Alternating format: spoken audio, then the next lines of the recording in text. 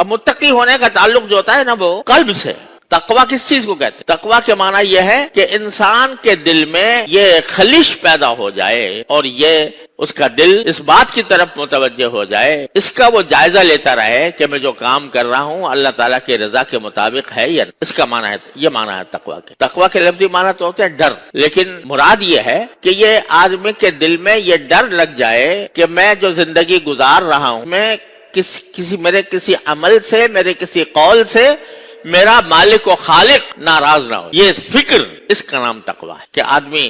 کوئی بات بول رہا ہے تو بولنے سے پہلے دماغ میں یہ تصور ہو کہ میری یہ بات ریکارڈ ہو رہی ہے اللہ تبارک و تعالیٰ، اور کہیں ایسا نہ ہو کہ میرا مالک، میرا خالق میری اس بات سے ناراض ہو جائے کہ یہ جملہ تم نے کیوں بولا تھا. یا کسی عمل کے وقت میں آدمی کے دل میں یہ خلش اور یہ خوف پیدا ہو جائے کہ کہیں میرے اس عمل سے میرا مالک و خالق ناراض تو نہیں ہو جائے گا. اس کا نام تقویٰ ہے. اس میں ایک دو ڈر ہوتا ہے دوزخ کا، جہنم، اللہ کے عذاب، یہ بھی مطلوب ہے کہ آدمی اس سے ڈرے. لیکن ایک ڈر وہ ہوتا ہے کہ جو کسی کی عظمت کی وجہ سے ہو، محبت کی وجہ سے ہو. یعنی فرض کیجئے کہ ایک انسان کا باپ ہے تو وہ اپنے باپ نے کبھی اپنے بیٹے کو مارا تک نہیں، لیکن اگر انسان صحیح معنی میں انسان ہو تو وہ اپنے باپ کی عظمت اس کے دل میں ہو، اس کی محبت اس کے دل میں ہوگی، اور وہ سوچے گا کہ میرا باپ میرا اتنا بڑا محسن ہے، اس نے مجھے پال پوس کر کتنا بڑا کر دیا، تو میں کوئی ایسا کام نہ کروں جو ان کو ناگوار ہو. بس ناگواری کا خوف، یعنی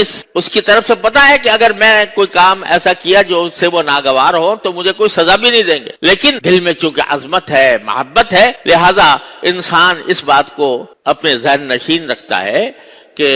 اگر میں نے کوئی ایسا کام کر دیا جو وہ ناراض ہو گئے تو یہ بہت بڑی میرے اوپر ایک